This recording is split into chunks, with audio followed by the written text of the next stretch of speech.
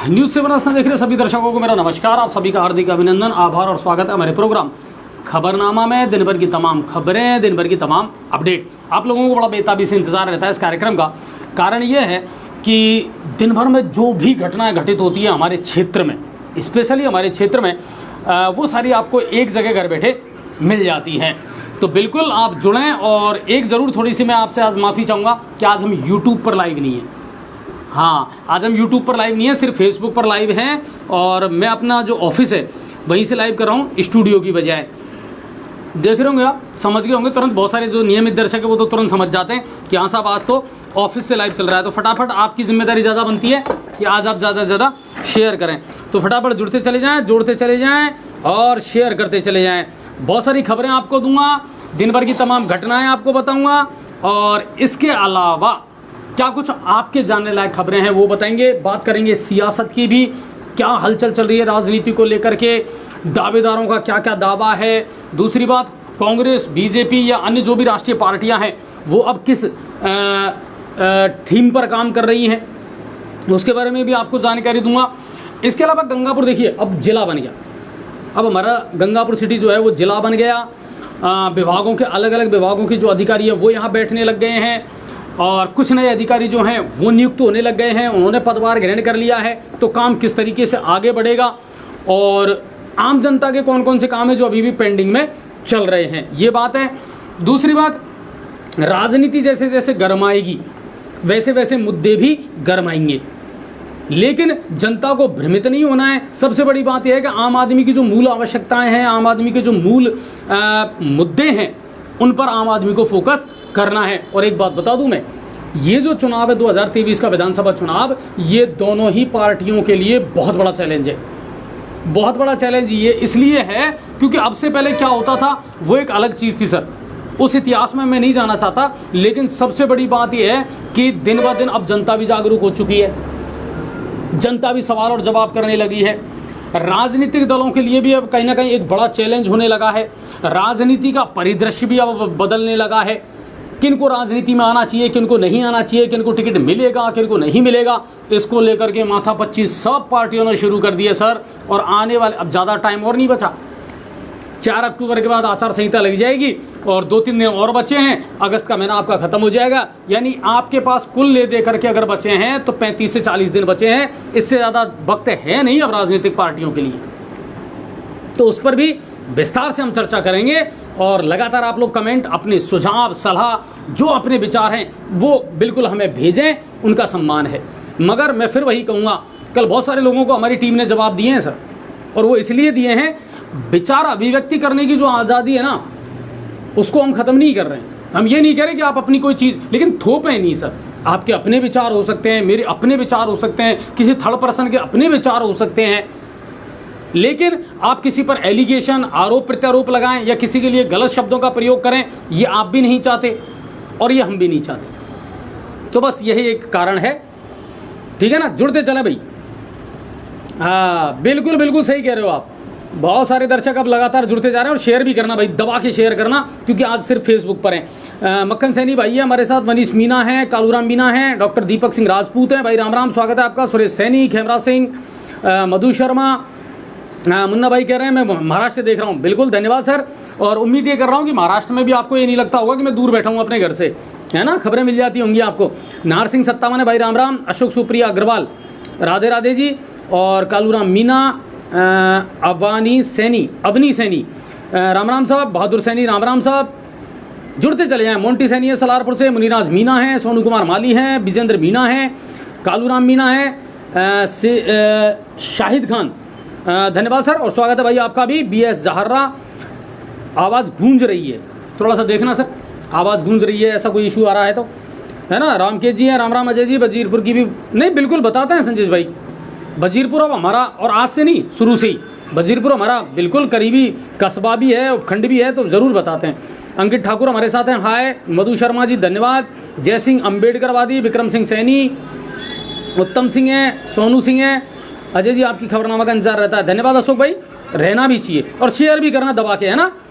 राजू जरवाल जी कह रहे हैं 15 दिन हो गए आश्वासन दिए, DP नहीं दी। राजू भाई बिल्कुल आज इसको लेकर के आपका ही अकेला इशू नहीं था, नारायणपुर टटवाड़ा है, बड़ी उदयी है, बहुत सारे गांव और ढाणी ऐसे हैं जिनमें लोगों ने डिमांड नोटिस जमा करवा दिया, फेलियर रिपोर्ट दे दी, उसके बावजूद भी अभी तक बहुत सारे लोग ऐसे हैं जिनको ट्रांसफार्मर नहीं मिले।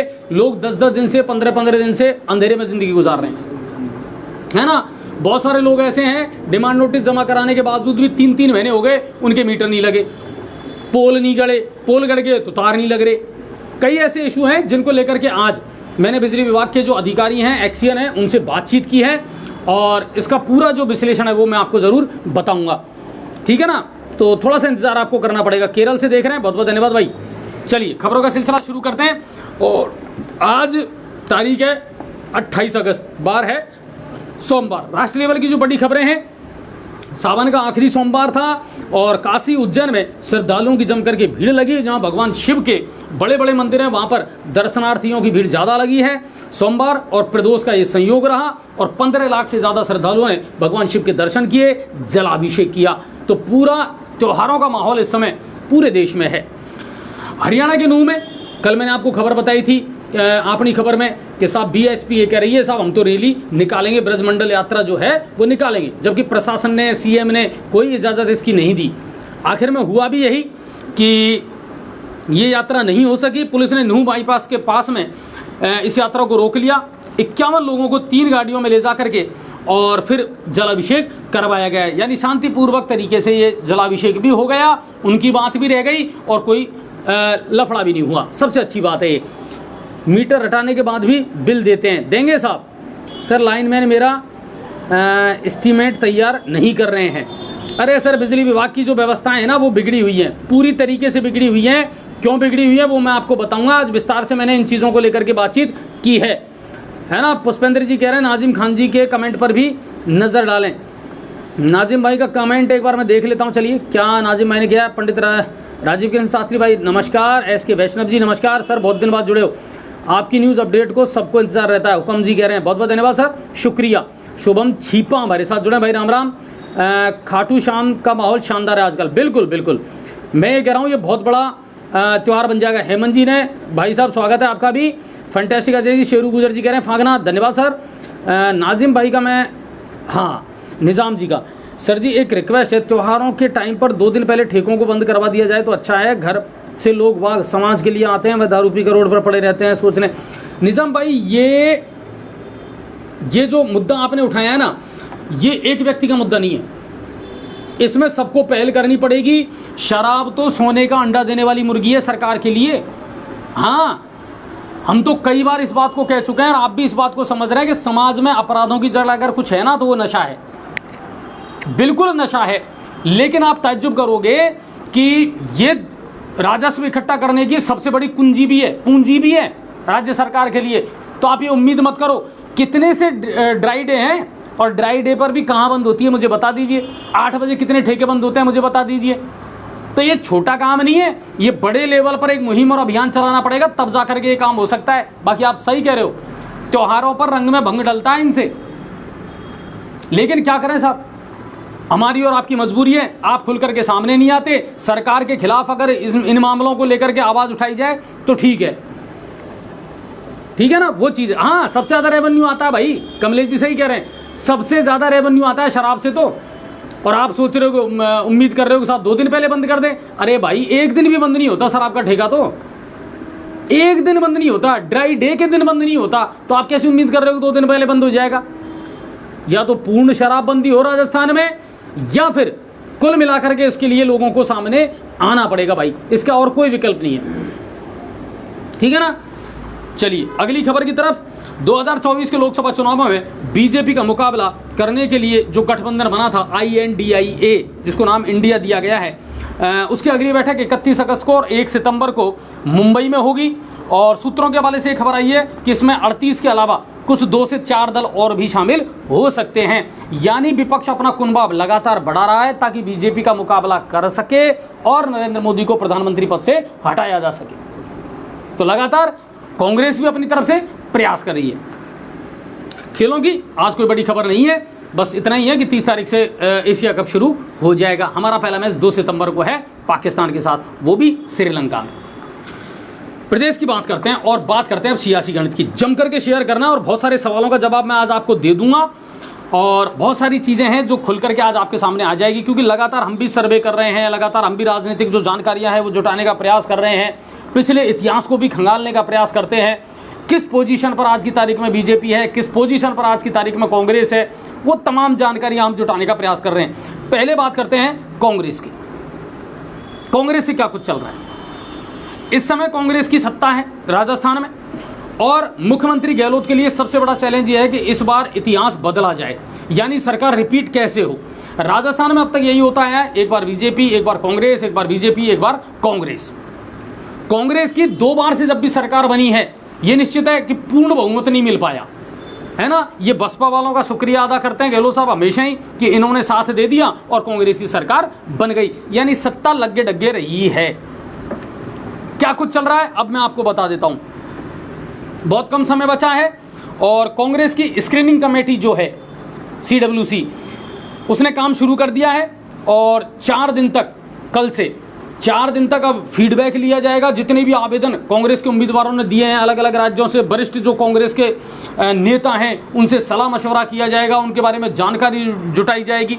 बहुत क्लियर कट और ऑथेंटिक जानकारी मैं आपको दे रहा हूं इस बारे में, क्योंकि हर विधानसभा क्षेत्र से जो प्रभारी लगाए गए थे उन प्रभारियों ने सारा डाटा कलेक्ट कर लिया, सारे बायोडेटा ले लिए और स्क्रीनिंग कमेटी को ये भेज दिए गए हैं। अब 4 दिन तक मैराथन बैठक होगी, स्क्रीनिंग कमेटी इसमें से चीजें निकालेंगी। जो सीनियर वरिष्ठ नेता हैं कांग्रेस के, वो जाकर के फील्ड में इसके लेकर के फीडबैक लेंगे। और पिछली बार बड़े अंतर से हारने वाले जो कैंडिडेट हैं उनका पत्ता साफ है इस बार कांग्रेस में। 10,000 15,000 वोटों से ज्यादा अंतर से अगर कोई हारा है कांग्रेस में पिछली बार चुनावों में, तो उसको इस बार कांग्रेस टिकट नहीं देगी, ये साफ है। अब आप आकलन लगा लो कौन कौन सी ऐसी सीटें हैं, विस्तार से इसके बारे में भी एक प्रोग्राम करके हम जानकारी आपको देंगे। और सबसे बड़ी बात, पूर्वी राजस्थान की जो 82 सीटें हैं उन पर ERCP को बड़ा मुद्दा बनाया जाएगा। हम आते हैं उसमें, कोटा संभाग आ जाता है, आपका भरतपुर संभाग आ जाता है ना। ये वो सीटें हैं जो 82 विधानसभा क्षेत्र हैं, यानी 13 जिले, इनमें ERCP को बड़ा मुद्दा बनाया जाएगा। इसी के दम पर चुनाव इन क्षेत्रों में लड़ा जाएगा। एक चीज और निकल करके आई है कि पूर्व जो सांसद हैं उनको भी विधानसभा का टिकट दिया जा सकता है, और इस फार्मूले पर दोनों ही पार्टियां काम कर रही हैं। बीजेपी भी लगभग 12 से 13 सांसद ऐसे हैं जिनका लोकसभा से टिकट काट करके और अब उनको विधानसभा का चुनाव लड़ाया जाएगा। यह बहुत ऑथेंटिक खबर मैं आपको बता रहा हूं। कांग्रेस भी इसी फार्मूले पर काम कर रही है। बहुत सारे सांसद ऐसे हैं कांग्रेस के, है ना, जिनका टिकट कटेगा। वो लोकसभा का चुनाव नहीं लड़ेंगे बल्कि वो विधानसभा का चुनाव लड़ेंगे, उनको लड़ाया जा सकता है। अब इसमें मुश्किलें बहुत सारी और भी बढ़ सकती हैं, जैसे बामनवास बौली से विधायक इंदिरा मीणा, यहां ताल ठोक दी पूर्व केंद्रीय मंत्री नमो नारायण मीणा ने। यानी कुल मिलाकर के टिकट के दावेदारों में अब कहीं ऐसा तो नहीं कि इंदिरा मीणा जो है बैकफुट पर चली जाए और नमो नारायण मीणा को बामनवास बौली से टिकट मिल जाए कांग्रेस का। हाँ, ये टेंशन वाली बात हो सकती है विधायक इंदिरा मीणा के लिए। और मैं आपको बताऊं, स्क्रीनिंग कमेटी अगले सप्ताह तक, यानी 1 सप्ताह का समय लेगी, 200 सीटों पर का फीडबैक जो है फिर वो आला कमान को सौंप देगी। हवा महल सीट से पिता और पुत्र दोनों ही दावेदारी कर रहे हैं। मंत्री महेश जोशी और उनके बेटे रोहित दोनों ने दावा ठोका है और दोनों ही चुनाव लड़ना चाहते हैं। हालांकि इस बार विवादों में ज़्यादा रहे हैं महेश जोशी, तो वो एक कारण भी हो सकता है कहीं ना कहीं, और पार्टी हो सकता है इस बारे में सोचे। बात करें बीजेपी की, ये तो कांग्रेस का मैंने आपको बता दिया। कांग्रेस ने मेरा ये मानना है, जो हमारे पास खबर आई है और ये मैं पहले भी बता चुका हूँ, कांग्रेस लगभग 50 सीटें ऐसी हैं जिस पर सबसे पहले, यानी बीजेपी से पहले भी अपने प्रत्याशी घोषित कर देगी। तो कांग्रेस इस बारे में थोड़ा सा आगे चल रही है, बीजेपी अभी शांति से रहकर के काम कर रही है, जानकारियां जुटा रही हैं, लेकिन खाका तैयार हो चुका है बीजेपी का भी। अब आप में से भी बहुत सारे लोग सवाल कर रहे थे, सर कांग्रेस का बता रहे हो, बीजेपी का भी कुछ बताओ। शेयर करते चलना सर, शेयरिंग में कमी मत रखना, ठीक है ना। ओपीएस और ईआरसीपी बड़ा मुद्दा है। बिल्कुल मोहन भाई, ये रहेंगे।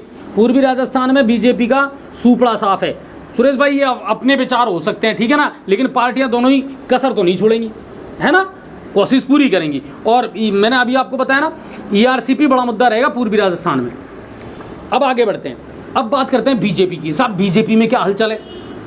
कहीं ये तूफान से पहले की तो शांति नहीं है, खामोशी तो नहीं है।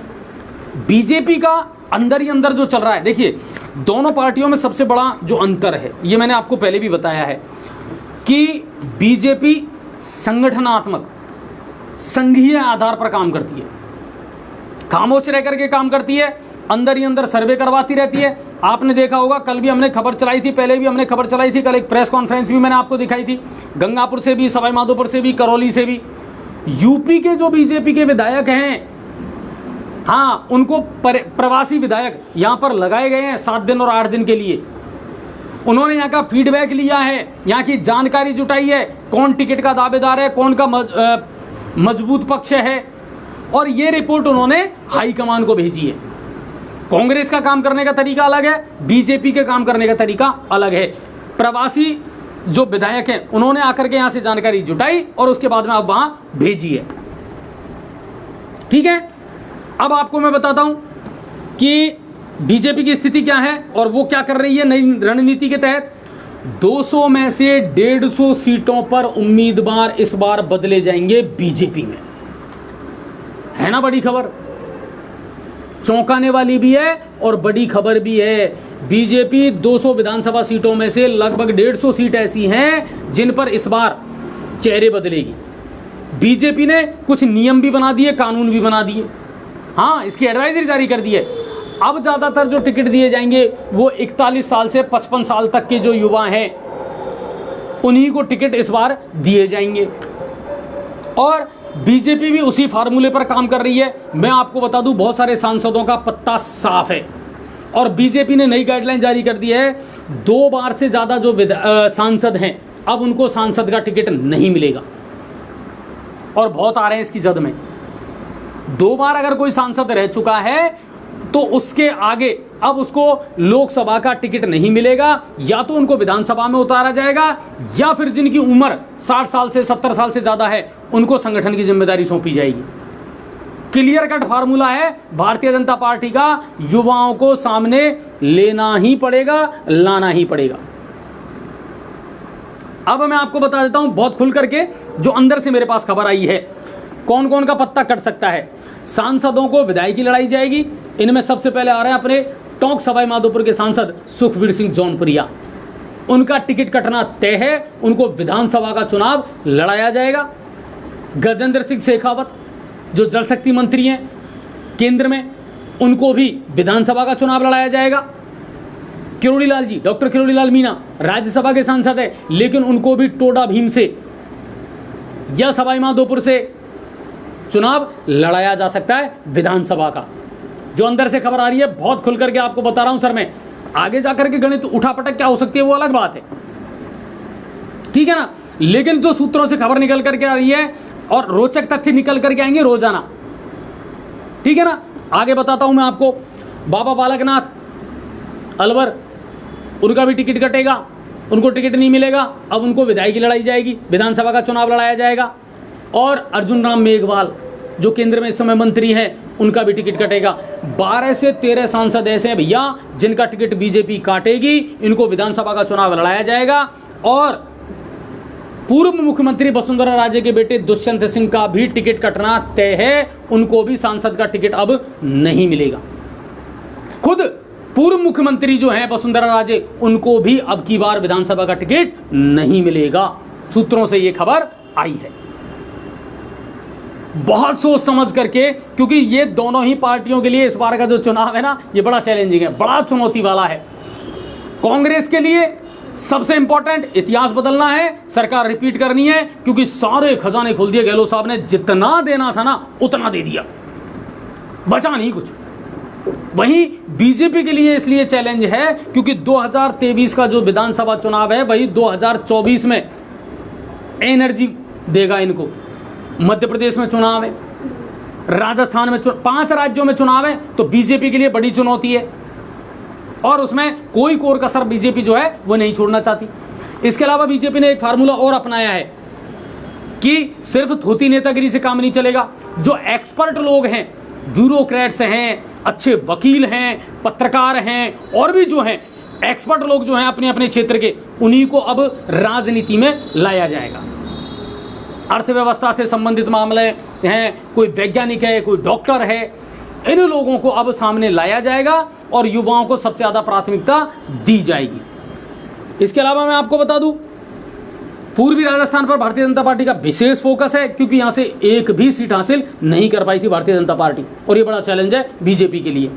इसके अलावा मैं आपको बता देता हूं, बीजेपी का संकल्प पत्र जो है, घोषणा पत्र, वो भी अब तैयार किया जा रहा है। उसकी भी टीम बना दी गई है, वो लगातार इसको कर रही है लोगों से फीडबैक लेकर के। और कुल मिलाकर के ये आने वाले दिनों में आपको बहुत सारे बदलाव देखने को मिलेंगे।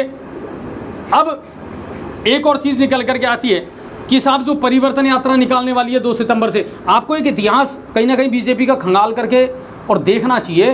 बीजेपी ने चुनावों से पहले कोई ना कोई एक बड़ी शोभा यात्रा निकाली है, बड़ी रैली, बड़ी यात्रा, परिवर्तन यात्रा शुरू की है। आपको याद होगा पहले भी वसुंधरा राजे सिंधिया ने भी स्वराज संकल्प यात्रा निकाली थी, है ना, शाइनिंग इंडिया वाला एक दौर चला था। तो जब जब यात्राएं बीजेपी ने निकाली है तो जमकर के बहुमत मिला है और अच्छे तरीके से वापसी बीजेपी ने की है। 2 सितंबर से परिवर्तन यात्राओं की शुरुआत कर रही है बीजेपी त्रिनेत्र गणेश मंदिर, रणथंभौर, सवाई माधोपुर से। कोई चेहरा घोषित नहीं किया। वहीं दूसरी तरफ कांग्रेस इस जल्दीबाजी में है कि साहब सीटें ना पिटे और जल्दी से जल्दी हम पहली सीट जो है, पहली उम्मीदवारों की जो सूची है वो जारी कर दें, क्योंकि समय कम बचा है। ठीक है, और बहुत सारा विश्लेषण आपके लिए लेकर के आएंगे, बहुत सारी तथ्यात्मक चीजें हैं वो लेकर के आएंगे। अब बढ़ते हैं अगली खबर की तरफ, प्रदेश लेवल की। और कांग्रेस नेता रामेश्वर डूडी, जी हाँ, उनकी हालत अभी भी स्थिर बनी हुई है। मेडिकल बुलेटिन जारी किया गया है और उनको हो सकता है कर दिया हो, या सुबह से तो ये खबर चल रही थी कि उनको अच्छे इलाज के लिए और बेहतर इलाज के लिए दिल्ली शिफ्ट किया जा सकता है। बाकी अभी उनकी स्थिति जो है वो स्थिर बनी हुई है, उनका ब्लड प्रेशर है और जो जांचें हैं वो अभी भी सामान्य हैं। और कोटा में नहीं थम रहा सपनों की आत्महत्या का सिलसिला। जो बच्चे मेडिकल की तैयारी करने आ रहे हैं, इंजीनियरिंग की तैयारी करने आ रहे हैं, सरकार अपनी तरफ से पूरा प्रयास कर रही है, प्रशासन अपनी तरफ से पूरा प्रयास कर रहा है कि यहाँ जो बच्चे सपने लेकर के आ रहे हैं माँ बाप के, वो सपने धूमिल ना हो, उनकी मौत ना हो, लेकिन ये सिलसिला थम नहीं रहा। कल की अगर मैं बात करूं, 4 घंटे के अंदर अंदर, 4 से 5 घंटे के अंदर अंदर 2 स्टूडेंटों ने फिर आत्महत्या की है कोटा में। ठीक है, आपको मैं बताऊं, एक बालक जो है वो लातूर महाराष्ट्र का रहने वाला था, जिसने अपनी बिल्डिंग की 6ठी मंजिल से कूद करके आत्महत्या कर ली, और दूसरा बिहार का रहने वाला था जिसने फांसी का फंदा लगा करके आत्महत्या कर ली। और बड़े हादसे हैं। अब इनको लेकर के क्या हुआ, कारण क्या सामने आया? कारण यह आया कि कल संडे था और संडे को इन बच्चों के टेस्ट लिए गए थे और टेस्ट में इनके नंबर कम आए, और उसी से डिप्रेशन में आकर के इन बच्चों ने इस तरह की हरकत की।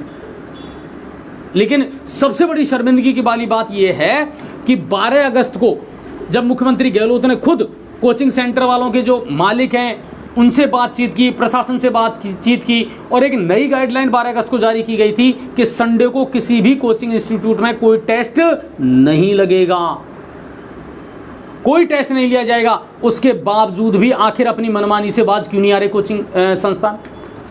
क्यों संडे को इन बच्चों का टेस्ट लिया गया? आज फिर आदेश जारी करने पड़े कि आगामी 2 महीने तक कोटा में कोई भी टेस्ट नहीं लिया जाएगा। इसके अलावा सुबह और शाम बच्चों की मॉर्निंग और इवनिंग वॉक शुरू करवाई जाए। कुछ घंटे का जो टाइम है वो इनके लिए फन और मस्ती का रखा जाए, ताकि इनका जो मानसिक अवसाद है, स्ट्रेस है, वो बाहर निकले। यानी प्रशासन अपने लेवल पर जो बेहतर हो सकता है वो करने का प्रयास कर रहे हैं, लेकिन कुल मिलाकर के माँ बाप को भी समझना पड़ेगा और बच्चों को, स्पेशली बच्चों को। आप इतने समझदार हैं सर, यहाँ आकर के डॉक्टर और इंजीनियर बनने के आप ख्वाब देख रहे हैं, तो कम से कम इतनी मैच्योरिटी आप में होनी चाहिए कि सिर्फ यही एक विकल्प नहीं है कि हम डॉक्टर नहीं बने तो ज़िंदगी ख़त्म हो जाएगी, या हम इंजीनियर नहीं बने तो ज़िंदगी ख़त्म हो जाएगी। सॉरी सर, ज़िंदगी बहुत खूबसूरत है और जीने के लिए है, और बहुत सारे रास्ते और विकल्प आपके पास में खुले हुए हैं, अगर आप में अपने आप पर भरोसा है तो। ठीक है, आगे बढ़ते हैं। और कोटा में ये है बिहार का रोहित आस्व, फंदे से लटका मिला, नीट की तैयारी कर रहा था और अभी 3-4 महीने पहले ही आया था। जबकि महाराष्ट्र के लातूर का जो रहने वाला था संभाजी कासले, ये तो 3 साल से रह रहा था। टेस्ट में कम नंबर आए, बस डिप्रेशन में चला गया और इस घटना को अंजाम दिया है। प्रदेश के तहसीलदार और पटवारियों की पेन डाउन हड़ताल आज शुरू हो गई। 6 सूत्री मांगों को लेकर के काम ठप रहा। हमने भी गंगापुर सिटी से आपको ये लाइव दिखाया था। एक और आज आदेश जारी किए हैं राज्य सरकार ने।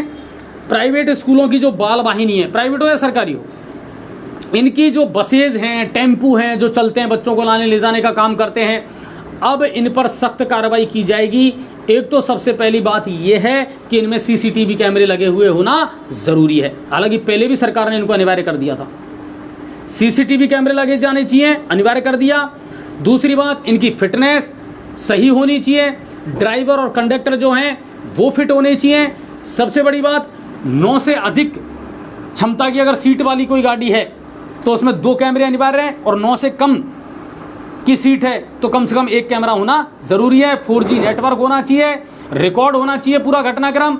बस है या टेम्पू है वो पूरा नज़र उसमें आना चाहिए। इसको लिए लेकर के गाइडलाइन जारी कर दी है। अब इसमें कोई भी शिक्षण संस्थान लापरवाही नहीं कर सकते। शेयर कम कर रहे हो भाई। हाँ, अभी तो 350 से ज़्यादा पहुँच गए थे, ठीक है ना, ऐसे नहीं। हाँ, आज सिर्फ फेसबुक पर लाइव है तो थोड़ी सी आपकी जिम्मेदारी बनती है भाई, ज़्यादा से ज़्यादा शेयर करो, क्योंकि आज बहुत महत्वपूर्ण खबरें हैं और बहुत कुछ ऐसी चीज़ें भी हैं जो शायद हमने निकाली है। न्यूज़ 7 राजस्थान के अलावा शायद कोई इतना फीडबैक भी नहीं लेता, कोई इतना एक्टिव भी नहीं रहता और कोई इतनी चीज़ें निकालता भी नहीं। हाँ, बहुत सारी चीज़ें और भी आगे आपको मैं बताने वाला हूँ इम्पोर्टेंट। तो ये है अगली खबर। सीएम गहलोत जो हैं आगामी चुनावों को देखते हुए रोजाना कोई ना कोई वित्तीय स्वीकृति जारी करते हैं, कोई ना कोई हरी झंडी दिखाते हैं, कोई ना कोई जो है स्वीकृति जारी करते रहते हैं। ये भी ले जाओ, वो भी ले जाओ, जो करना है सब करो। रोजाना का ये नियम बन गया, कोई ना कोई विभाग को कोई ना कोई सौगात वो जरूर देते हैं। आज भी कुछ स्वीकृतियां उन्होंने जारी की हैं। जैसे मैं आपको बताऊं, न्यूनतम मजदूरी 26 रुपये प्रतिदिन बढ़ा दी गई है और 1 जनवरी 2023 से ये लागू मानी जाएगी। ई पंजीयन प्रोजेक्ट के लिए 11.16 करोड़ की वित्तीय स्वीकृति जारी कर दी गई है। पर्यटन विभाग से जुड़ी हुई विभिन्न जो प्रस्ताव हैं उनको भी आज मंजूरी दे दी गई है। कुछ विद्यालयों को भी क्रमोन्नत किया गया है। तो लगातार जो स्वीकृतियों का सिलसिला है वो जारी है सीएम गहलोत के द्वारा, यानी सबको खुश रखने का प्रयास जो है वो जरूरी है। मदन सिंह जी कह रहे हैं बहुत बढ़िया, फेरबदल होना बहुत जरूरी है। बिल्कुल, और ये जनता ने भी मानस बना लिया बदन भाई। अब जनता भी यही है। गंगापुर की अगर हम बात करें ना तो वही चीज़ है, एक बार ये आगे, एक बार वो आगे, एक बार ये आगे, एक बार वो आगे। अब हो सकता है जनता किसी तीसरे विकल्प की तरफ जाए। जनता भी बदलाव चाहती है, ठीक है ना। तो बिल्कुल आप सही कह रहे हो, बदलाव जनता भी चाह रही है और पार्टियां भी अब कहीं ना कहीं अच्छा करने का प्रयास कर रही है, क्योंकि कारण ये है कि जनता बहुत जागरूक होगी भाई साहब अब। हाँ, एक एक चीज़ को बहुत ऑब्जर्व करती है, ध्यान रखती है, ठीक है ना। रमेश मीणा मंत्री कहाँ से चुनाव लड़ेंगे? सर, जब मैंने उनसे पूछा था राजेंद्र भाई, तो उन्होंने कहा था मैं टोडा भीम से ही लड़ूंगा। आवेदन भी उन्होंने कर दिया है और वो टोडा भीम से ही चुनाव लड़ने के इच्छुक हैं। सलमान जी कह रहे हैं अजय जी, अमित शाह की रैली में गहलोत जिंदाबाद के नारे लगे थे क्या? काफ़ी वायरल हो रहे हैं। हाँ, कुछ लोग गए थे ईआरसीपी वाली मैटर को लेकर के, तो बिल्कुल लगे थे, है ना। और वैसे मैं बता दूं राजेंद्र भाई, टोडा भीम से प्रबल दावेदार भी है बीजेपी के, क्योंकि और कोई बड़ा चेहरा निकल करके सामने आ भी नहीं रहा है टोडा भीम में रमेश जी के अलावा बीजेपी से। तो बिल्कुल वो है लाइन में, इसमें कोई शक नहीं है, ठीक है ना। शेयर करते चलें, अभी बहुत सारी और जानकारी मैं आपको दूंगा। कमलेश जी जुड़े हैं, कमलेश प्रजापति जी, गुड नाइट भाई और स्वागत है आपका। अब बात करते हैं टोडा भीम की। टोडा भीम से क्या कुछ खबर है। टोडा भीम कस्बे के वार्ड संख्या 10 में गर्ल्स स्कूल के पास में रहने वाले एक युवक की सिलोकोसिस से आज मौत हो गई। युवक भगवान साहब महावर के परिवार पर दुखों का पहाड़ टूट पड़ा है। इकलौता वो कमाने वाला व्यक्ति था और 6 बच्चे हैं उसके। सिलोकोसिस से पीड़ित था। प्रशासन से आर्थिक मुआवजे की मांग की गई है, मदद की मांग की गई है। विधवा औरत अपने 6 बच्चों को कैसे पालेगी? और सिलोकोसिस का अगर प्रमाण पत्र है तो 2 लाख या 3 लाख रुपए की जो आर्थिक सहायता प्रशासन के द्वारा दी जाती है वो ज़रूर इस परिवार को मिल सकती है। भूपेंद्र जी पूछ रहे हैं बामनवास से कांग्रेस का। मैं कह रहा हूँ ना सर आपसे, अब प्रबल दावेदार जो है वो नमो नारायण मीणा हो चुके हैं, क्योंकि बहुत सारे पूर्व मंत्री हैं, सांसद हैं, उनको भी अब कांग्रेस जो है चुनाव लड़ा सकती है। हालांकि इंदिरा मीणा को लेकर के फीडबैक अच्छा है, बुरा नहीं है, लेकिन वो विवादों में भी बहुत रही हैं, ये भी ध्यान रखना। तो वो चीज़ है। और अब बात करते हैं करौली की। करौली से क्या कुछ खबरें हैं। तो जिला मुख्यालय के वजीरपुर दरबारी क्षेत्र के गर्ल्स हायर सेकेंडरी स्कूल में दिन दहाड़े आज चोरी हो गई। चोर जो हैं अज्ञात चोर ताला तोड़ करके पंखे, एलईडी और अन्य सामान हायर सेकेंडरी स्कूल से चुरा करके ले गए। करौली जिले से जिले के 69 परीक्षा केंद्रों पर आज आयोजित हुई डीलेड की परीक्षा। एसटीसी कह सकते हैं आप, बीएसटीसी, अब इसका नाम बदल करके डीलेड कर दिया गया है। और जिले में 17,259 में से 16,258 जो परीक्षार्थी हैं उन्होंने परीक्षा दी। हिंडौन के राजपुरा में जमीनी विवाद में झगड़ा हुआ और एक युवक सुमरन सिंह गुर्जर गंभीर रूप से घायल हुआ है। अब बात करते हैं सवाई माधोपुर की। सवाई माधोपुर से क्या कुछ खबरें हैं। तो सूरमाल पुलिस ने स्थायी वारंटी को आज गिरफ्तार किया है। आरोपी शौराम 8 साल से फरार था और आपको मैं बताऊं चेक अनादरण के मामले में ये फरार चल रहा था, जिसे पुलिस ने गिरफ्तार कर लिया है 2015 से। भाजपा प्रदेश कार्यालय की ओर से 2 सितंबर को निकाली जाने वाली परिवर्तन यात्रा का रूट चार्ट जारी कर दिया गया है। 2 सितंबर को सबसे पहले शुरुआत भाजपा के जो परिवर्तन यात्रा है उसकी शुरुआत यहीं से होगी, सवाई माधोपुर से। सवाई माधोपुर से यात्रा निकलेगी। जेपी नड्डा जो राष्ट्रीय अध्यक्ष हैं वो शामिल होंगे और 11 बजे शुरू हो जाएगी और रात को 8 बजे बाटौदा होकर के ये यात्रा आएगी और रात को 8 बजे आम सभा होगी गंगापुर सिटी में और यहीं इस यात्रा का रात्रि विश्राम होगा। इसके बाद में ये करौली के लिए निकल जाएगी और पहला पड़ाव होगा इसका गुड़गांव में। तो 2 सितंबर से परिवर्तन यात्रा जारी है, चालू हो जाएगी। और राजेंद्र जी कह रहे हैं रमेश मीणा मंत्री सपोर्टरा विधायक के लिए पूछ रहा हूं। अच्छा ठीक है भाई साहब, एक बात मैं आपको बता दूं, रमेश मीणा टिकट के सबसे बड़े दावेदार हैं, इसमें कोई शक नहीं है। और टिकट रमेश मीणा को ही कांग्रेस का मिलेगा, ये 99% श्योर है। लेकिन अंदर का फीडबैक ये कहता है कि इस बार रमेश मीणा को शिकस्त का मुंह भी देखना पड़ सकता है। सपोर्टरा में बीजेपी ही इस बार परचम लहरा सकती है। अंदरूनी तौर पर लोग अब सपोर्टरा में परिवर्तन चाहते हैं। जो हमारे सर्वे आ रहा है ना, वो मैं बता रहा हूं सर, ये हमारे सर्वे के मुताबिक बता रहे हैं। बदलाव आगे जा करके और भी कुछ हो सकता है। क्या क्या हथकंडे लोग अपनाते हैं, नेता क्या क्या हथकंडे अपनाते हैं, ये आप भी जानते हो, ठीक है ना। तो थॉट ऑफ परसेप्शन बदलने में ज़्यादा वक्त नहीं लगता। और आप तो अच्छी तरह इस बात को जानते हो कि राजनीति में वो कहते हैं ना, एक दिन पहले चुनाव के एक दिन पहले बोले साहब कत्ल की रात है, बस उस रात में सारा खेल हो जाता है। लेकिन कांग्रेस की तरफ से रमेश मीणा प्रबल दावेदार हैं और बीजेपी की तरफ से भी कुछ और नेता हैं जिनके उभर करके अब सामने आ रहे हैं धीरे धीरे, तो उनके बारे में भी बताएंगे। लेकिन सपोर्टरा की जनता का जो फीडबैक है वो ये है कि शायद इस बार रमेश मीणा के लिए चुनौती खड़ी हो सकती है। और मित्रपुरा तहसील के सरकारी विद्यालय मझेवला में आज ग्रामीणों ने स्कूल के लगा दिया ताला। और ताला इसलिए लगाया कि इस विद्यालय को अभी ही इंग्लिश मीडियम में क्रमोन्नत सरकार ने कर दिया, लेकिन उस हिसाब से इसमें व्यवस्थाएं नहीं हैं, ना अध्यापक हैं, ना और ज़रूरी व्यवस्थाएं हैं। इसके अलावा एडमिशन जो है प्रवेश वो भी नहीं हो पा रहे हैं। इसको लेकर के आज उन्होंने तालाबंदी कर दी। और भैया अब बात करते हैं गंगापुर सिटी की, है ना। शेयरिंग में कमी मत रखो, दबा के शेयर करो। विधानसभा के चुनाव कौन से महीने में हैं? नवंबर में। गंगापुर से सवाई माधोपुर का क्या हो रहा है? ठीक है, बामनवास को बोल दो कुछ खबर। अभी बोल दिया अभिषेक भाई, बामनवास की तो बताई थी अभी। नमो नारायण जी जो हैं वो मुश्किल पैदा कर सकते हैं इंदिरा मीणा के लिए। जिला गंगापुर सिटी विधानसभा से वंदना मीणा बीजेपी को शिकस्त देगी। जिला गंगापुर सिटी की पहली पसंद वंदना मीणा ही है। कांग्रेस को टिकट भी वंदना मीणा को ही मिलेगा। निजाम भाई कह रहे हैं हो सकता है साहब, प्रबल दावेदार तो हैं, लेकिन ये भी ध्यान रखना कि रामकेश मीणा को आप कम मत माने। नमो नारायण मीणा बामनवास 99% मिलेगा टिकट। बिल्कुल कपिल भाई, मैं भी वही कह रहा हूँ जो हमारे सर्वे और आंकड़े कह रहे हैं कि जिस लेवल पर अब चल रही है कांग्रेस, तो बिल्कुल, क्योंकि सरकार रिपीट करवानी है। अजय जी गंगापुर सिटी से क्या खबर है बिल्कुल बताएंगे। करौली की टाइम पर ही रमेश मीणा नहीं है, हार तो अभी नहीं। अच्छा, महाराष्ट्र से देख रहे हैं, ठीक है। बामनवास से बीजेपी का टिकट किसको मिलेगा? अभी ज़्यादा दावेदार निकल करके आए नहीं है बदन भाई इसमें, है ना। मैंने आपसे कहा ना बीजेपी बहुत खामोशी के साथ काम कर रही है अभी।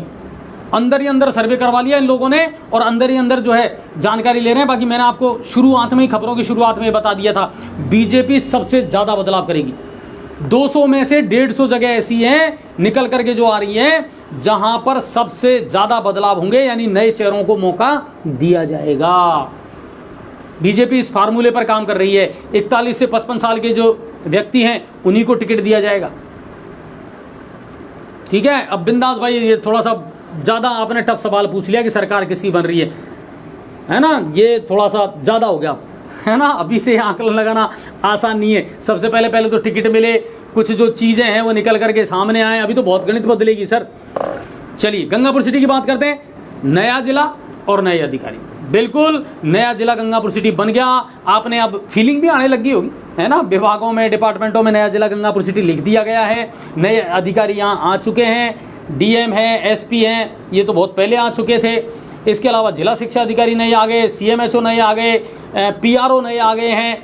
और आज गंगापुर सिटी बिजली विभाग में जो एसी हैं उन्होंने भी अपना पदभार ग्रहण कर लिया है। पहले एसी सवाई माधोपुर बैठा करते थे, अब एसी ने आज पदभार ग्रहण कर लिया है गंगापुर सिटी में।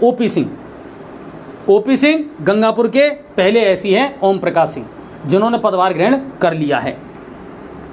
और साथ ही साथ आज एसी साहब ने कहा कि वजीरपुर, बामनवास, टोडा भीम और नांदोती के जो भी उपखंड स्तरीय कार्य हैं बिजली विभाग से जुड़े हुए, वो अब जीजीसी में यानी गंगापुर सिटी में ही संचालित होंगे। अब आपको करौली या सवाई माधोपुर जाने की आवश्यकता नहीं है। बहुत ऑथेंटिक और एक ताज़ा अपडेट आपको दे रहा हूं जो एसी साहब ने कहा है। आपको बिजली विभाग से संबंधित कामों के लिए अब करौली जाने की आवश्यकता नहीं है, टोडा भीम और नांदोती के लोगों को। इसी तरह गंगापुर जो क्षेत्र है, बामनवास है, इनके लोगों को भी अब सवाई माधोपुर जाने की आवश्यकता नहीं है। अब गंगापुर में ही ऐसी बैठने लग गए हैं और यही काम होंगे। अब एक सवाल और उठता है जो मैंने शुरुआत में कहा कि बहुत सारे लोगों को साहब बिजली का सामान नहीं मिल पा रहा, ट्रांसफार्मर नहीं मिल पा रहे हैं और बड़ी समस्या आ रही है। उसका सबसे बड़ा कारण ये था कि पहले ऐसी माधोपुर बैठा करता था, ठीक है, और यहाँ किसी नए ऐसी ने चार्ज नहीं लिया था। वो लोग यहाँ सामान नहीं भेज रहे थे। आज ही मेरी बात हुई अधिकारियों से, उन्होंने कहा है कि जो भी गंगापुर सिटी जिले की पेंडेंसी है जो वहां चल रही थी अब से पहले सवाई माधोपुर में, ट्रांसफार्मर है, पोल है, बिजली का सामान है, मीटर है, उनकी लिस्ट बना करके और भेज दी गई है कि with in 5 days, 5 to 7 days, 5 से 7 दिन के अंदर अंदर गंगापुर सिटी जिले के जितने भी काम पेंडिंग में पड़े हुए हैं सवाई माधोपुर ऐसी ऑफिस में, उनको तुरंत यहाँ ट्रांसफर कर दिया जाए और सामान हमारे यहाँ भेज दिया जाए। ये बिल्कुल आज आदेश जारी कर दिए गए हैं। तो जिन लोगों को ट्रांसफार्मर नहीं मिल पा रहा है, बिजली का सामान नहीं मिल पा रहा है या विद्युत संबंधी कोई समस्या आ रही है, उन लोगों से मेरा ये निवेदन है कि अभी 5 से 7 दिन और लगेंगे। अब इसको चाहे आप अच्छा मानो, बुरा मानो, गुस्सा हो जाओ, कुछ भी करो सर, लेकिन मेरा फर्ज है आप तक अपडेट पहुंचाना और मैं खुद आज मिल करके आया हूं। कुल मिलाकर के ये है कि अभी 5 से 7 दिन का टाइम और लगेगा। जब सारे वहां से पेंडेंसी ट्रांसफर होकर के गंगापुर आ जाएंगे, सारा सामान यहाँ आ जाएगा और उसके बाद आप सबको धीरे धीरे सामान डिस्ट्रीब्यूट यहाँ से कर दिया जाएगा। अब आपको माधोपुर जाने की आवश्यकता नहीं है। यहाँ नए एसई ने पदभार संभाल लिया। और भाजपा की परिवर्तन यात्रा 2 सितंबर को पहुंचेगी गंगापुर ग्वाड़वल बालाजी पर। आज 4 मंडलों की बैठक हुई, तैयारियों को अंतिम रूप दिया गया। अगली खबर आई, जरक के हमले में 3 लोग गंभीर घायल हुए हैं। धुंधेश्वर के पास चूली की घटना है जो आपको हॉस्पिटल से हमने बताई थी। और कलेक्ट्रेट के सामने आज राजस्व अधिकारियों ने विरोध प्रदर्शन किया है।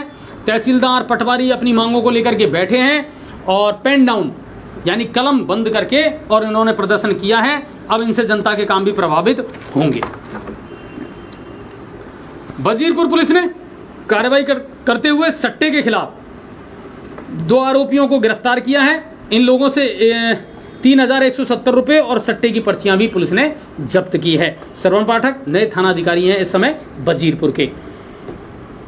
और डीपी के बारे में, क्योंकि मेरे पास में आज आई थी, देखे गढ़ी गोपालपुरा है, वहाँ से एक व्यक्ति हैं, दर्शक हैं हमारे, वो लगातार मुझे मैसेज करते रहते हैं, फ़ोन करते रहते हैं। मैंने भी प्रयास ये किया था उनको जल्दी से जल्दी दिलवा दें, लेकिन नहीं दिल पा पाए। क्या करें, क्योंकि ये मामला थोड़ा सा जिले के मामले में पेच फंस करके रह गया था। नारायणपुर टटवाड़ा से हमारे जो नियमित दर्शक हैं नरेश जी, उनका भी फ़ोन लगातार मेरे पास आ रहा था। बड़ी उदय में 17-18 दिन हो गए साहब, वहाँ का भी एक इशू था। लेकिन उम्मीद ये करें अब जल्द से जल्द इनको ट्रांसफार्मर दे दो साहब, और आपकी ज़िले की कमाल अब आपने संभाल ली, तो अब इसमें लापरवाही ना करो। जनता बहुत परेशान है, बहुत परेशान। और एक और आज हाईकोर्ट का आदेश आया है और गंगापुर के लिए बड़ी खबर है। मंदिर माफी की ज़मीनों पर हो रहे अतिक्रमण और निर्माण को लेकर के याचिका लगाई गई थी याचिकाकर्ता प्रदीप सोनी के द्वारा, और उस याचिका पर सुनवाई करते हुए आज हाईकोर्ट ने आदेश दिया है, जिला कलेक्टर को निर्देशित किया है एडीएम के नेतृत्व में, उनकी अध्यक्षता में एक कमेटी का गठन करें और जहां जहां मंदिर माफी की ज़मीनों पर निर्माण हुआ है उसकी रिपोर्ट सौंपें, और अगर वाकई में वहां अतिक्रमण है या निर्माण है तो तुरंत उसको ध्वस्त करने की कार्रवाई की जाए। ये आदेश दिया है हाई कोर्ट ने। बड़ी खबर है जिसको लेकर के कई बार विवाद और बवाल खड़ा हुआ है। और आगे बता देता हूं, अब आज एक और खबर निकल करके आई, हालांकि मैं काफ़ी दिन से इसके बारे में जानकारी जुटा रहा था, नोटिफिकेशन का इंतजार कर रहा था कि जिले को लेकर के नोटिफिकेशन आ जाए, उसके बाद फिर देखते हैं क्या उसमें होता है। देखिए, ये एक नियम है कि किसी भी प्रशासनिक अधिकारी को होम डिस्ट्रिक्ट में नहीं लगाया जा सकता। ये आप भी अच्छी तरीके से जानते हैं, बहुत सारे लोग जो नॉलेज रखते हैं इस मामले में उनको भी इस बात का पता है कि प्रशासनिक अधिकारी लाइक एसडीएम जो है, अगर वो उसी ज़िले का रहने वाला है तो उसकी पोस्टिंग उसी ज़िले में नहीं हो सकती। मैं चाहूँगा दोस्तों ज़्यादा से ज़्यादा शेयर करना, क्योंकि एक बड़ा मुद्दा है जिस पर हमने गौर किया, इसके बारे में जानकारी जुटाई और इसके बारे में हमारे पास में कुछ शिकायतें भी आ रही थी। गंगापुर सिटी में इस समय नए एसडीएम हैं केशव कुमार मीणा, नरेंद्र कुमार मीणा जी की जगह वो आए हैं। नरेंद्र जी को भी ज़्यादा टाइम नहीं हुआ था, 8-10 महीने ही हुए थे पदभार संभाले हुए, लेकिन ठीक है, प्रशासनिक आधार पर या खुद की अनुशंसा पर ट्रांसफ़र उनका हो गया। केशव कुमार मीणा ने यहाँ पर पदभार ग्रहण भी कर लिया। केशव कुमार मीणा टोडा भीम के नागल शेरपुर के रहने वाले हैं, और टोडा भीम अब गंगापुर सिटी ज़िले का हिस्सा है, और उनका नागल शेरपुर जो ग्राम पंचायत है वो भी गंगापुर सिटी का हिस्सा है। आप में से बहुत सारे जो प्रबुद्ध लोग हैं, मैं कमेंट के माध्यम से उनसे जानना चाहूँगा, और ये नियम भी है, क्या आपको नहीं लगता कि जब चुनावों में 1 महीने से कम का समय बचा है, ऐसे में अगर प्रशासनिक अधिकारी उसी होम डिस्ट्रिक्ट का हुआ तो क्या वो चुनावों की कार्यप्रणाली को, चुनावों को प्रभावित नहीं करेगा? क्या वो अपने पद का, अपने रसूख का इस्तेमाल नहीं करेगा? मेरे पास तो केशव जी की पूरी फैमिली की वोटर लिस्ट भी है। नांगल शेरपुर में उनका जो परिवार है जो वोट डालता है, उनकी वोटर लिस्ट भी मेरे पास है। तो आपके माध्यम से मैं निवेदन करना चाहूँगा प्रशासनिक अधिकारियों से और उच्च अधिकारियों से और सीएस उषा शर्मा से, मैम प्लीज़ नियमों को ताक में ना रखें। अगर कोई एसडीएम होम टाउन का है, होम डिस्ट्रिक्ट का है, तो उसका तबादला होना चाहिए। वो आगामी दिनों में चुनावों को प्रभावित कर सकता है, निश्चित है। जो व्यक्ति गंगापुर सिटी का एसडीएम है, वो नांदोती एसडीएम से लाइजनिंग नहीं होगी उसकी, टोडा भीम एसडीएम से लाइजनिंग नहीं होगी उसकी, तहसीलदारों से लाइजनिंग नहीं होगी उसकी, होगी 100% होगी। और एसडीएम के कहे को कौन टालेगा? तो बिल्कुल इस बात का पुरजोर तरीके से, और विधायक रामकेश मीणा से भी मैं निवेदन करना चाहूँगा, सर प्लीज़ अगर निष्पक्षता के साथ में चुनाव चाहते हैं तो होम डिस्ट्रिक्ट में लगा हुआ अगर कोई प्रशासनिक अधिकारी है जो खुद यहीं का रहने वाला है, इसी होम डिस्ट्रिक्ट का, तो प्लीज़ उसको ना लगाया जाए। इससे आगे जा कर के कहीं ना कहीं विवाद की स्थिति उत्पन्न हो सकती है। हमारे पास तो ये भी सुनने में खबर आई है कि निर्वाचन विभाग, गंगापुर सिटी निर्वाचन विभाग में जो कर्मचारी लगे हुए थे उनको भी केशव जी ने बदलना शुरू कर दिया। कुछ विशेष लोगों को वहाँ पर सेट किया जा रहा है। वाय, क्यों? लेकिन फिर भी हम इसका इशू इसलिए नहीं बना सकते कि इसका कोई आधार नहीं है। ठीक है साहब, एसडीएम है, वो अपने हिसाब से कर्मचारी लगा सकते हैं, it's not point, but point should be noted कि वो होम डिस्ट्रिक्ट के रहने वाले हैं। दूसरी बात, अलवर जिले में जब इनकी पोस्टिंग थी तो कई बार ये विवादों में भी रहे हैं। थानागाजी में एसडीएम रहे हैं, राजगढ़ में ये एसडीएम रहे हैं, वहाँ भी धार्मिक स्थलों को लेकर के इनके खिलाफ काफ़ी कुछ हुआ था, जांच अभी भी कुछ चल रही है इनके खिलाफ। ऐसी स्थिति में चुनावों को अगर व्यक्ति प्रभावित करेगा, प्रशासनिक अधिकारी प्रभावित करेगा, तो ये गलत बात है। ठीक है, तो कुल में सचिन जी कह रहे हैं सर जो 30-35 सालों से नहीं, जो ये मंदिर माफी की जमीनों को लेकर के आदेश आया है ना, ये पुरानी आबादी को या उनको लेकर के नहीं आया है। इन दिनों पिछले साल 6 महीने में जो निर्माण हुआ है उसको लेकर के आदेश आया है सर, उसको लेकर के आदेश आया है, सभी को लेकर के आदेश नहीं आया। याचिकाकर्ता ने कुछ पर्टिकुलर जगहों को लेकर के ये याचिका लगाई थी, उसी के संदर्भ में आदेश हाईकोर्ट का आया है। तो कुल मिलाकर के एसडीएम केशव कुमार मीणा की जो बात हम करें तो मैं आपको बता रहा हूं कि सर बहुत सारी ऐसी चीज़ें हैं जो उनके बारे में निकल करके सामने आई हैं। थानागाजी और राजगढ़ में भी उनके खिलाफ हुआ था, कुछ लोगों ने इसको लेकर के ज्ञापन भी दिया है और कुछ चीज़ें और भी निकल करके आई है। एक तो जनाधार का सत्यापन करने की जो जिम्मेदारी है, वेरिफिकेशन जो करता है वो एसडीएम करता है। सुनने में ये आया है कि साहब ये नहीं कर रहे हैं और लोगों के काम प्रभावित हो रहे हैं। जनाधारों को एसडीएम महोदय के द्वारा सत्यापित नहीं किया जा रहा है, वेरीफाई नहीं किया जा रहा है। कुछ चीज़ें और भी निकल करके आई है कि साहब ये वकीलों को नकल भी नहीं दे रहे। तो मेरा निवेदन है कि इन चीज़ों पर काम ज़रूर किया जाना चाहिए, तो ज़रूरी है ताकि चुनाव प्रभावित ना हो। ठीक है सर। और इनके परिवार का राजनीतिक संबंध भी रहा है, ठीक है ना, ये भी हमारे चीज़ सामने आई है, तो इस पर कार्रवाई करने की आवश्यकता है, मेरा ये मानना है।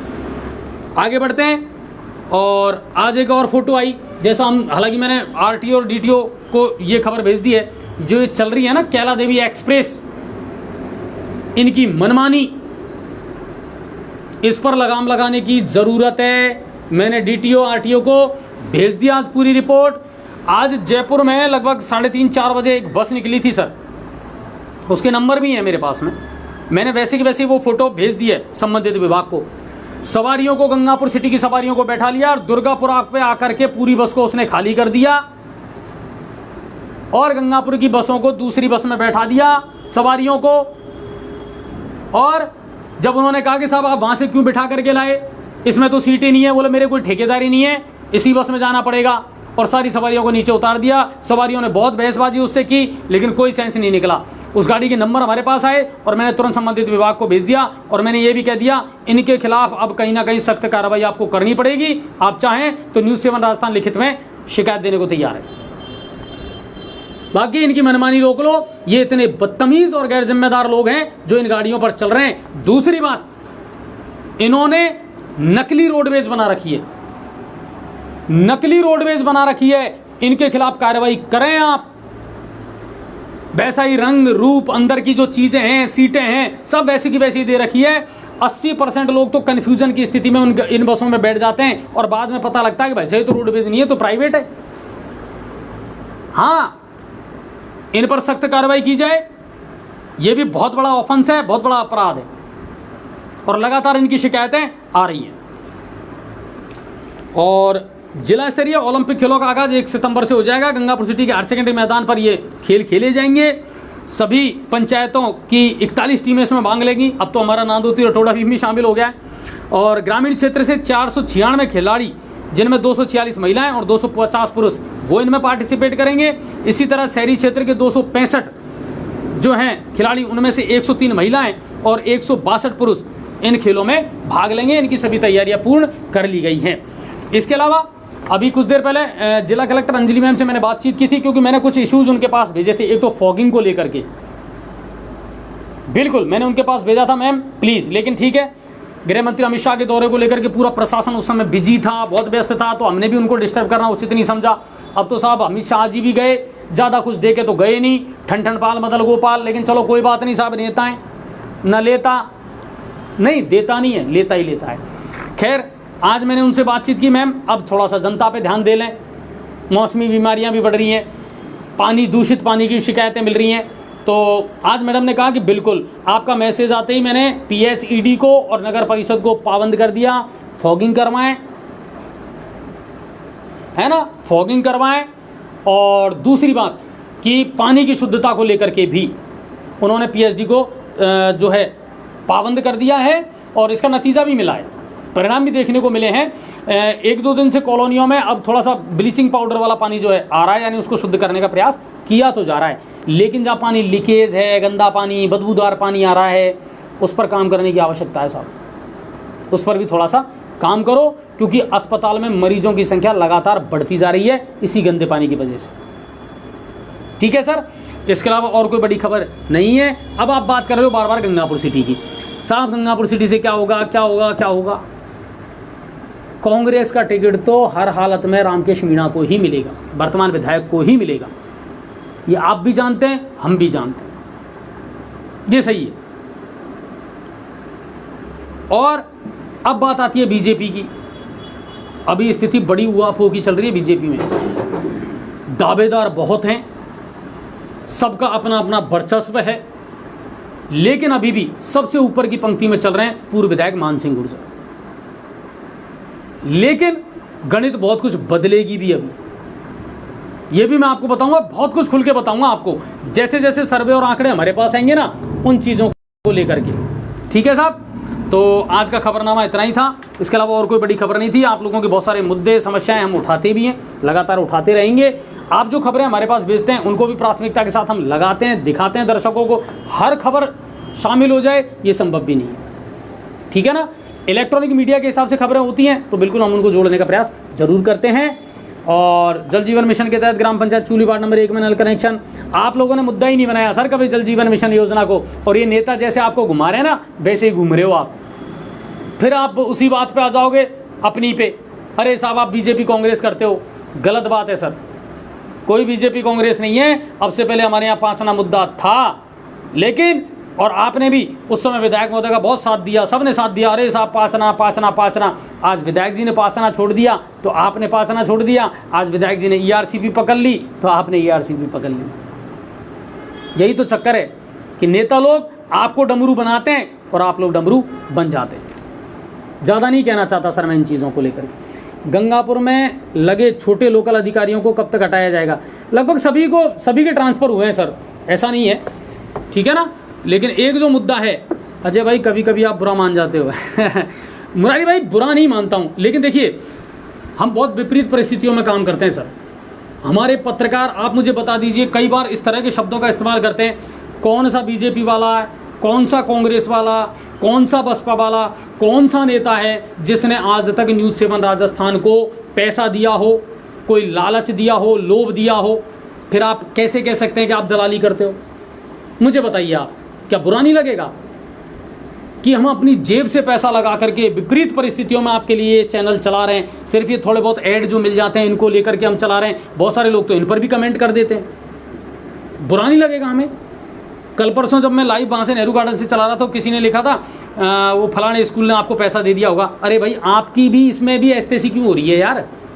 आप खबर देखो ना, आप खबर देखो। लेकिन वही चीज़ है सर, किसी पर व्यक्तिगत आक्षेप लगाना ठीक बात नहीं है। मेहमानों के लिए आप अगर गलत कमेंट करेंगे तो कोई बर्दाश्त नहीं करेगा। नाराज़ नहीं होता हूँ, बल्कि मैं तो ये चाहता हूँ आप एक अच्छी मानसिकता के साथ, स्वस्थ मानसिकता के साथ चैनल देखें, खबरें देखें, और आप खुद भी कहीं ना कहीं इस बात को रियलाइज़ करेंगे सर, जितनी मेहनत हम करते हैं, जितनी खबरें आपको न्यूज़ 7 राजस्थान देता है, शायद मेरे ख्याल से इस भरतपुर संभाग में कोई ऐसा लोकल चैनल नहीं है जो आपको इतनी खबरें देता होगा सटीकता के साथ, प्रामाणिकता के साथ। इसलिए बुरा लगता है, बाकी बुरा नहीं मानता मैं। और अब तो मैं ध्यान ही देना बंद कर दिया। ठीक है, कई बार लोग कहते हैं ना आप सर हमारा कमेंट नहीं पढ़ते। सर कमेंट पढ़ना ही बंद कर दिया मैंने, ठीक है, दिख गया तो पढ़ दिया, बाकी मुझे कोई लेना देना नहीं है। क्योंकि कुछ तो लोग कहेंगे, लोगों का काम है कहना, और दुनिया का सबसे बड़ा रोग कि कुछ तो कहेंगे लोग। इसलिए हम पूरी गंभीरता के साथ, निष्पक्षता के साथ में खबरें दिखाने का प्रयास करते हैं, और आपको समझने की आवश्यकता है कहीं ना कहीं। और अब इतने जागरूक हमको होना पड़ेगा सर, ये समय की भी मांग है कि हम नेताओं के हाथों की कठपुतली ना बने। अब हमें ये सोचना पड़ेगा योग्य व्यक्ति कौन है, किन मुद्दों पर हम लड़ाई लड़ रहे हैं, क्या हमारे लिए आवश्यकता है, वो बहुत ज़रूरी है। ERCP का झंडा पीट रहे हैं सर, ये पीट रहे हैं, वो पीट रहे हैं। आप मुझे बता दीजिए गंगापुर में सड़कों की क्या स्थिति है? क्या ना बोलें? ना बोलें? गंदा पानी आ रहा है, हॉस्पिटल की स्थिति क्या है, सीवरेज का काम ढंग से नहीं हो पाया, जल जीवन मिशन योजना गाँवों में फेल हो गई। क्या ये भ्रष्टाचार नहीं है? क्यों ना कहें सर इनके बारे में? तो वो चीज़ है सर। चलिए, बहुत बहुत धन्यवाद आप सभी का, बहुत बहुत शुक्रिया। कल फिर आपसे मुलाकात करेंगे नए मुद्दों के साथ, नए अपडेट के साथ में। न्यूज़ 7 राजस्थान को अपना प्यार और न्यूज़ 7 राजस्थान पर अपना भरोसा जो है उसे हमेशा बना करके रखें। हमारा प्रयास ये होता है कि हम किसी को हर्ट ना करें, लेकिन आप भी कहीं ना कहीं एक अच्छे दर्शक बन करके हमें अप्रिशिएट करें। बहुत बहुत धन्यवाद, बहुत बहुत शुक्रिया। कल फिर आपसे मुलाकात करते हैं, तब तक अपना ख्याल रखें, खुश रहें और अपने परिवार के साथ अच्छा वक्त गुजारें। धन्यवाद, जय हिंद और जय भारत। दोस्तों, जिस घड़ी का आपको इंतजार था वो घड़ी आ गई है। जी हां, अग्रवाल कोचिंग सेंटर के द्वारा अग्रवाल एसएससी कैंपस का शुभारंभ 17 मई से किया जा चुका है, जहां आपके लिए होगा उच्च स्तरीय पाठ्य सामग्री के साथ बेस्ट फैकल्टी का समागम व अध्यापन। यदि आप अपने एसएससी के सपनों को साकार करना चाहते हैं तो फिर हो जाइए तैयार, क्योंकि जब अग्रवाल कोचिंग सेंटर का है साथ तो फिक्र की क्या है बात। एसएससी व रेलवे के बैच में छात्राओं को मिलेगा 50% डिस्काउंट। ऑफर सीमित समय के लिए। एसएससी के न्यू बैच हो चुके हैं प्रारंभ, तो फिर आज ही संपर्क करें। पता Agarwal SSC campus, Kushalgarh lake के सामने, राघव बिग बाजार के ऊपर, नहर road, Gangapur city. Contact number 9777003170 और 8104172612।